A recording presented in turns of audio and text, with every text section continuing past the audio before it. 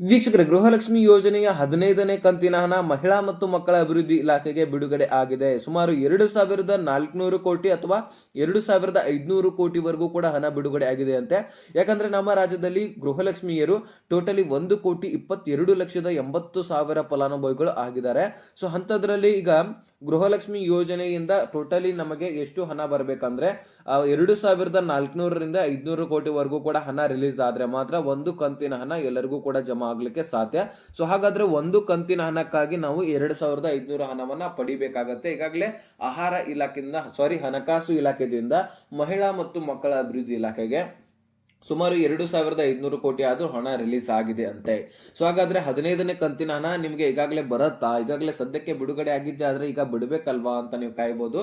So ಅದಕ್ಕೆ ನಿಮ್ಗೆ ಬಿಡುಗಡೆ ಆಗ್ತಾ ಇದೆಯಾ ಅಥವಾ ಇಲ್ವಾ? ಸೊ ಎರಡು ಭರ್ಜರಿ ಗುಡ್ ನ್ಯೂಸ್ ಗಳು ಕೂಡ ಬಂದಿರುವಂತದ್ದು. ಸೊ ಏನು ಲಕ್ಷ್ಮೀ ಹೆಬ್ಬಾಳ್ಕರ್ ಅವರು ಭರ್ಜರಿ ಗುಡ್ ನ್ಯೂಸ್ ಗಳನ್ನ ಕೊಟ್ಟಿದ್ದಾರೆ. ಸೊ ಹಾಗಾದ್ರೆ ಹಣ ಬಂದಿದೆ ಅಲ್ವಾ? ಯಾವ್ಯಾವ ಜಿಲ್ಲೆಗಳಿಗೆ ಬರ್ತಾ ಇದೆ, ಪ್ರತಿಯೊಂದು ಮಾಹಿತಿಯನ್ನ ನಿಮಗೆ ಬಿಚ್ಚಿ ಇಡ್ತಾ ಹೋಗ್ತೀನಿ. ಸೊ ಕಂಪ್ಲೀಟ್ ಆಗಿ ವಿಡಿಯೋದಲ್ಲಿ ಕ್ಲಿಯರಿಟಿಯನ್ನ ಕೊಡ್ತಾ ಹೋಗ್ತೀನಿ.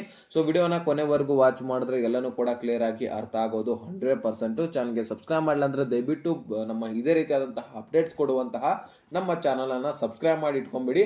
ಅದೇ ರೀತಿಯಾಗಿ ನೋಟಿಫಿಕೇಶನ್ ಒಂದ್ಸಾರಿ ಆಲ್ ಮಾಡಿಬಿಡಿ. ಎಲ್ಲಾ ನೋಟಿಫಿಕೇಶನ್ ಮುಖಾಂತರ ವಿಡಿಯೋಸ್ಗಳು ಬಂದು ತಲುಪುತ್ತೆ. ಅಲ್ಲಿಂದ ಡೈರೆಕ್ಟ್ ಆಗಿ ವಿಡಿಯೋಸ್ಗಳನ್ನು ನೋಡಿಕೊಂಡು ನಿಮಗೆ ಹಣ ಸಿಗುವಂತಹ ಮುಖ್ಯವಾಗಿ ಯೋಜನೆಗಳು ಈ ಒಂದು ಚಾನಲ್ ಅಲ್ಲಿ ಸಿಗ್ತಾ ಇರುತ್ತೆ. ಅದಕ್ಕೆ ಸಬ್ಸ್ಕ್ರೈಬ್ ಮಾಡ್ಕೊಳ್ಳಿ, ನೋಟಿಫಿಕೇಶನ್ ಕೂಡ ಆಲ್ ಅಂತ ಸೆಟ್ ಮಾಡ್ಕೊಳ್ಳಿ. ಈಗ ಡೈರೆಕ್ಟ್ ಆಗಿ ಟಾಪಿಕ್ಗೆ ಬಂದ್ಬಿಡ್ತೀನಿ. ವೀಕ್ಷಕರೇ, ಇಲ್ಲಿ ಗೃಹಲಕ್ಷ್ಮಿ ಯೋಜನೆಯಲ್ಲಿ ಸದ್ಯಕ್ಕೆ 2 ಅಪ್ಡೇಟ್ಸ್ಗಳು, ಗುಡ್ ನ್ಯೂಸ್ಗಳು ಬಂದಿರುವಂತದ್ದು. ಸೊ ಈಗ ಸದ್ಯದಲ್ಲಿ ಅಂತೂ 15ನೇ ಕಂತಿನ ಹಣಕ್ಕಾಗಿ ಕೋಟ್ಯಾನ್ಗಟ್ಲೆ ಲಕ್ಷ್ಮಿ ಒಂದು ಗೃಹಲಕ್ಷ್ಮಿಯರು ವೇಟ್ ಮಾಡ್ತಾ ಇರ್ತೀರಿ. ಸೊ ಈಗ ನೋಡ್ಕೊಳ್ಳಿ, 1,22,00,000 ಫಲಾನುಭವಿಗಳಲ್ಲಿ ಸ್ವಲ್ಪ ಫಲಾನುಭವಿಗಳು ಈಗಾಗಲೇ ತಾಂತ್ರಿಕ ದೋಷದಿಂದ ಅವರ ರೇಷನ್ಸ್ ಕಾರ್ಡ್ಗಳು ಏನು ತಪ್ಪು ಇಲ್ದೇನೆ, ಅಂದ್ರೆ ಅವರು ಎಲಿಜಿಬಲ್ ಇದ್ದಾರೆ ಆದ್ರೂ ಸಹಿತ ಅವರ ರೇಷನ್ಸ್ ಕಾರ್ಡ್ಗಳು ರದ್ದಾಗಿದ್ದಾವಂತೆ. ಸೊ ಹಾಗಾದ್ರೆ ಅದಕ್ಕೆ ಸೊಲ್ಯೂಷನ್ ಏನು? ಆ ಒಂದು ರೇಷನ್ಸ್ ಕಾರ್ಡ್ಗಳು ಮರಳಿ ಪಡೆಯಬೇಕಂದ್ರೆ ನಾವೇನ್ ಮಾಡಬೇಕು? ಸರ್ಕಾರವೇ ವಾಪಸ್ ಕೊಡುತ್ತಾ? ಯಾಕಂದ್ರೆ ತಾಂತ್ರಿಕ ದೋಷ ಸರ್ಕಾರದ ಕಡೆಯಿಂದನೇ ಆಗಿರುವಂತದ್ದು. ಸೊ ನಮ್ದೇನು ಪ್ರಾಬ್ಲಮ್ ಇಲ್ಲ, ಅವರೇ ಸೊಲ್ಯೂಷನ್ ಕೊಡಬೇಕಲ್ವಾ ಅಂತ ನೀವು ಕೇಳ್ಬೋದು. ಇಲ್ಲ, ಸರ್ಕಾರ ಕಡೆಯಿಂದ ಏನು ತಪ್ಪು ಆಗಿಲ್ಲ, ಅದು ಆಹಾರ ಇಲಾಖೆ ಬೇಕಂತ ನಿಮ್ಮ ರೇಷನ್ ಕಾರ್ಡ್ ಗಳನ್ನ ರದ್ದು ಮಾಡಿಲ್ಲ, ತಾಂತ್ರಿಕ ದೋಷದಿಂದ ಆಗಿರುವಂತದ್ದು. ಅದಕ್ಕೆ ಸೊಲ್ಯೂಷನ್ ನಾನು ನಿಮ್ಗೆ ತಿಳಿಸ್ತೀನಿ ಮುಂದೆ. ಈಗ ನಾವು ಗುಡ್ ನ್ಯೂಸ್ ಗಳನ್ನ ತಿಳ್ಕೊಳ್ಳೋಣ, ನಂತರ ಕೊನೆಯದಾಗಿ ಅದಕ್ಕೆ ಸೊಲ್ಯೂಷನ್ ಏನು ಅನ್ನುವಂಥದ್ದನ್ನ ನಾನು ನಿಮ್ಗೆ ತಿಳಿಸ್ಕೊಡ್ತೀನಿ. ಯಾರು ಭಯಪಡಬೇಕಾಗಿರುವಂತಹ ಅವಶ್ಯಕತೆ ಏನಿಲ್ಲ. ಸೊ ನೀವು ಎಲಿಜಿಬಲ್ ಇದ್ದೀರಾ ಅಂದ ಬಳಿಕ 100% ನಿಮ್ಗೆ ಹಣ ಜಮಾ ಆಗತ್ತೆ. ಸೊ ಜಮಾ ಆಗುವ ಹಾಗೆ ನೀವು ಸೇರಿ ಮಾಡೋಣ. ಈಗ ನೋಡಿ, ಗೃಹಲಕ್ಷ್ಮಿ ಯೋಜನೆಯ 15ನೇ ಕಂತಿನ ಹಣದ ಜೊತೆಗೆ ಇನ್ನೂ 2,000 ರೂಪಾಯಿ ನಿಮ್ಮ ಖಾತೆಗೆ ಬರಲಿದೆ. ಸೊ ಹಾಗಾದ್ರೆ ಒಂದೇ ತಿಂಗಳಲ್ಲಿ ಇನ್ನೂ ಒಂದು ಕಂತು ಬರತ್ತಾ ಅಂತ ನೀವು ಕೇಳಬಹುದು. 15 ಮತ್ತು 16ನೇ ಕಂತಿನ ಹಣ ಕೂಡ ಬಿಡುಗಡೆ ಆಗ್ತಾ ಇದೆ ಒಂದೇ ತಿಂಗಳಲ್ಲಿ. ಸೊ ಹಾಗಾದ್ರೆ ಯಾವ ದಿನಾಂಕದಂದು ಬಿಡುಗಡೆ ಆಗ್ತಾ ಇದೆ ಅನ್ನೋದಾದ್ರೆ 15ನೇ ಕಂತಿನ ಹಣ ಡಿಸೆಂಬರ್ 1ನೇ ವೀಕ್ ನಲ್ಲಿ ಬಿಡುಗಡೆ ಆಗ್ತಾ ಇದೆ. 1ನೇ ವಾರದಲ್ಲಿ ಬಿಡುಗಡೆ ಆಗಿದ್ದೆ ಆದ್ರೆ ನಿಮ್ಗೆ 10ರಿಂದ 15 ದಿನ ಆದ್ರೂ ಒಂದು ಕಂತು ಬರ್ಲಿಕ್ಕೆ ಸಾಧ್ಯ. ಅಂದ್ರೆ ಒಂದು ಕಂತಿನ ಹಣ ಜಮಾ ಆಗ್ಬೇಕಂದ್ರೆ 10ರಿಂದ 15 ದಿನ ಆದ್ರೂ ಬೇಕಂತ ಹೇಳ್ಬಿಟ್ಟು ಅಪ್ಡೇಟ್ ಅನ್ನ ಲಕ್ಷ್ಮೀ ಹೆಬ್ಬಾಳ್ಕರ್ ಅವರು ಕೊಟ್ಟಿರುವಂತದ್ದು. ಈಗಾಗಲೇ ಗೊತ್ತಲ್ವಾ ನಿಮ್ಗೆ, ಸಬ್ಸಿಡಿ ಮುಖಾಂತರ ರೈತರಿಗೆ ಹಣ ಕೊಡ್ಬೇಕಂದ್ರೆ ಸರ್ಕಾರಿ ಯೋಜನೆಗಳು ಎಲ್ಲನೂ ಕೂಡ ಗೊತ್ತಿರುವಂತದ್ದು ನಿಮಗೆ ಎಷ್ಟೊಂದು ಡಿಲೇ ಆಗುತ್ತವೆ ಅಂತ. ಈಗ ನೋಡಿ, ಒಂದು ನಿಮಗೆ ಸಬ್ಸಿಡಿ ಮುಖಾಂತರ ನೀವು ಹಣ ವಾಪಸ್ಸಾಗಿ ಕೊಡ್ತೀರಾ ಸರ್ಕಾರಕ್ಕೆ, ಅಂತದ್ರಲ್ಲಿ ನಿಮಗೆ ಒಂದು ಲೋನ್ ಮುಖಾಂತರ ಹಣ ಕೊಡ್ಬೇಕಂದ್ರೆ 1 ತಿಂಗಳು ಅಥವಾ 2 ತಿಂಗಳು ಅಲ್ದಾಡಿಸ್ತಾರೆ, ಗೊತ್ತಲ್ವಾ? ಅಂತದ್ರಲ್ಲಿ ನಿಮಗೆ ಈ ಒಂದು ಪ್ರತಿ ತಿಂಗಳು ಕೂಡ 2,000 ಹಣ ಹಾಕ್ಬೇಕಂದ್ರೆ ಬರೀ 2,000 ರೂಪಾಯಿ ಅಷ್ಟೇ ಅಲ್ಲ, ಅದು ಸುಮಾರು 2,400 ಕೋಟಿ ಫಂಡ್ ಅನ್ನ ರಿಲೀಸ್ ಮಾಡ್ಬೇಕಾಗತ್ತೆ. ಅದು ಒಂದು ಹಣಕಾಸು ಇಲಾಖೆಯಿಂದ ಬಿಡುಗಡೆ ಆಗ್ಬೇಕಾಗತ್ತೆ. ಆ ಒಂದು ಬಿಡುಗಡೆ ಮಾಡ್ಲಿಕ್ಕೆ CM ಅವರ ಅನುಮತಿ, ಅದೇ ರೀತಿಯಾಗಿ ನೋಟಿಸ್ ಅನ್ನ ಹೊರಡಿಸಬೇಕು. ಸೊ ಇದಕ್ಕೆ ಇಂತಿಷ್ಟು ಜನರಿದ್ದಾರೆ, ಅವರೆಲ್ಲರಿಗೂ ಕೂಡ ಹಣ ಹಾಕ್ಬೇಕು ಅನ್ನುವಂಥದ್ದನ್ನ ಲಿಸ್ಟ್ ಮಾಡಿ ಕಳಿಸ್ಬೇಕಾಗತ್ತೆ. ಆಗ ಒಂದು ಹಣಕಾಸು ಇಲಾಖೆ ಮಹಿಳಾ ಮತ್ತು ಮಕ್ಕಳ ಅಭಿವೃದ್ಧಿ ಇಲಾಖೆಗೆ ಹಣವನ್ನ ಕಳಿಸುತ್ತೆ. ಅಲ್ಲಿಂದ DBT ಟ್ರೆಜರಿಗೆ ಎಷ್ಟು ಜನರಿಗೆ ಹೋಗ್ಬೇಕಾಗಿರುವಂತಹ ಹಣವನ್ನ ಹೋಗುತ್ತೆ. ಅಲ್ಲಿಂದ ಬ್ಯಾಂಕ್ಗಳು, ಪ್ರತಿಯೊಂದು ಬ್ಯಾಂಕ್ಗಳು ಆಯಾ ಅವರ ಬ್ಯಾಂಕ್ಗಳಲ್ಲಿ ಎಷ್ಟು ಮಹಿಳೆಯರ ಅಕೌಂಟ್ಸ್ ಗಳಿದಾವೆ, ಸೊ ಅದರ ಆಧಾರದ ಮೇಲೆ ಅವರು ಹಣವನ್ನ ತೆಗೆದುಕೊಳ್ತಾರೆ. ಹಣವನ್ನ ತೆಗೆದುಕೊಂಡು ನಿಮ್ಮ ಖಾತೆಗೆ ಹಣ ಜಮಾ ಮಾಡುವಂತಹ ಕೆಲಸವನ್ನ ಹಣಕಾಸು ಇಲಾಖೆಗಳು ಈ ರೀತಿ ಕರ್ತವ್ಯವನ್ನ ನಿರ್ವಹಿಸುತ್ತೆ. ಅದಾದ್ಮೇಲೆ ಎಷ್ಟು ಜನರಿಗೆ ಹಣ ಹಾಕಿದ್ದಾರೆ ಮತ್ತು ಎಷ್ಟು ಜನರು ಪೆಂಡಿಂಗ್ ಉಳಿದಿದ್ದಾರೆ ಅನ್ನುವಂಥದ್ದನ್ನ ಲಿಸ್ಟ್ ಅನ್ನ ರೆಡಿ ಮಾಡಿ, ಈಗ ಒಂದು 13ನೇ ಅಥವಾ ಈಗ ಟೋಟಲಿ ತಿಳ್ಕೊಳ್ಳಿ 14ನೇ ಕಂತಿನ ನಿಮ್ಮ ಖಾತೆಗೆ ಪ್ರತಿಯೊಬ್ಬರಿಗೂ ಕೂಡ ಜಮಾ ಆಗಿದೆ ಅಂತ ಅನ್ಕೊಳ್ಳಿ. ಕ್ಲಿಯರ್ ಆದ ತಕ್ಷಣ ಸೊ ಇಷ್ಟು ಜನರಿಗೆ ಹೋಗಿದೆ, ಇಷ್ಟು ಜನರು ಪೆಂಡಿಂಗ್ ಉಳಿದಿದ್ದಾರೆ ಅಂದ ಬಳಿಕ ಅದನ್ನ ಫೈಲ್ ಆಗಿ ರೆಡಿ ಮಾಡಬೇಕಾಗತ್ತೆ ಮಹಿಳಾ ಮತ್ತು ಮಕ್ಕಳ ಅಭಿವೃದ್ಧಿ ಇಲಾಖೆ.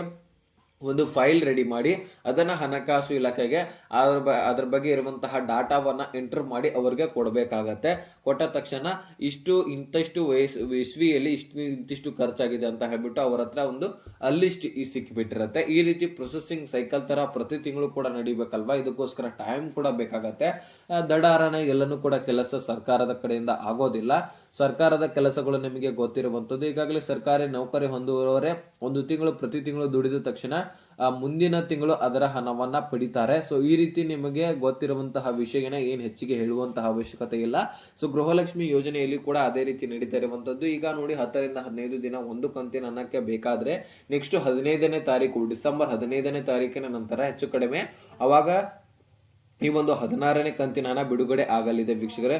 ಸೊ ಇವು 2 ಭರ್ಜರಿ ಗುಡ್ ನ್ಯೂಸ್ ಗಳು ಆಗಿರ್ತವೆ. ಸೊ ಅದೇ ರೀತಿಯಾಗಿ ನಿಮಗೆ ಗೊತ್ತಿರುವಂತಹ ವಿಷಯ ಸೆಪ್ಟೆಂಬರ್ ಮತ್ತೆ ಆಗಸ್ಟ್ ಮತ್ತೆ ಸೆಪ್ಟೆಂಬರ್ ತಿಂಗಳ ಹಣ ಕೂಡ ರಿಲೀಸ್ ಆಗ್ತಾ ಇದೆ.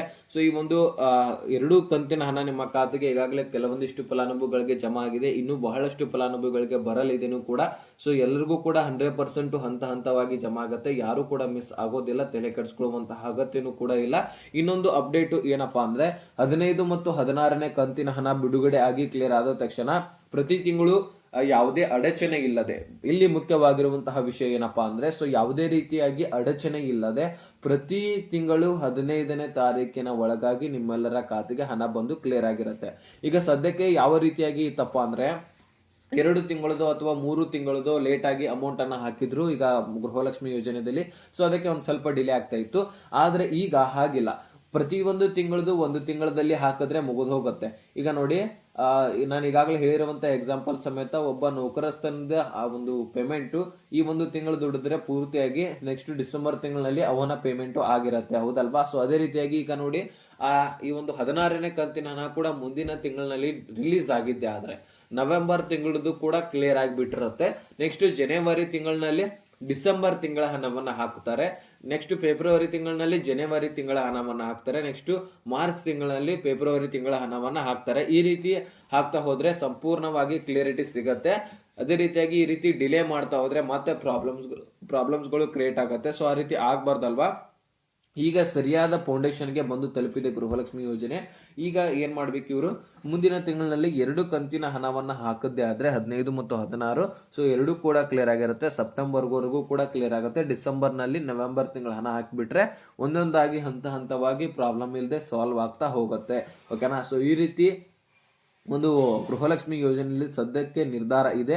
ಪ್ರತಿ ತಿಂಗಳು 15ನೇ ತಾರೀಕು ಒಳಗಾಗಿ ಆಯಾ ಹಿಂದಿನ ಕಂತಿನ ಹಣವನ್ನ ಪ್ರತಿಯೊಬ್ಬ ಮಹಿಳೆಯರಿಗೂ ಕೂಡ ನಾವು ಹಾಕ್ತಿವಿ ಅಂತ ಹೇಳ್ಬಿಟ್ಟು ಅಪ್ಡೇಟ್ ಅನ್ನ ಸ್ವತಃ ಲಕ್ಷ್ಮಿ ಹೆಬ್ಬಾಳ್ಕರ್ ಮೇಡಮ್ ಅವರು ಅಥವಾ ಮಹಿಳಾ ಮತ್ತು ಮಕ್ಕಳ ಅಭಿವೃದ್ಧಿ ಇಲಾಖೆ ಕೊಟ್ಟಿದೆ ಅಂತ ಹೇಳ್ಬೋದು. ಸೊ ಇಷ್ಟು ಅಪ್ಡೇಟ್ಗಳು ಇದ್ವು, ನಾನು ನಿಮಗೆ ಕ್ಲಿಯರಿಟಿಯನ್ನ ಕೊಟ್ಟಿದ್ದೀನಿ. ಸೊ ಎಲ್ಲನೂ ಕೂಡ ಕ್ಲಿಯರ್ ಆಗಿ ಅರ್ಥ ಆಗಿದ್ರೆ ಲೈಕ್ ಮಾಡಿ, ನಿಮ್ಮ ಸ್ನೇಹಿತರಿಗೆ ಶೇರ್ ಮಾಡಿ, ಸಬ್ಸ್ಕ್ರೈಬ್ ಮಾಡಿ ಅಂತ ಹೇಳ್ತಾ ಮತ್ತೆ ಮುಂದಿನ ಮಾಹಿತಿ ವಿಷಯವನ್ನು ಅಲ್ಲಿ ತನಕ ಬಾಯ್ ಬಿಟ್ಟಿಗೆ ಫ್ರೆಂಡ್ಸ್.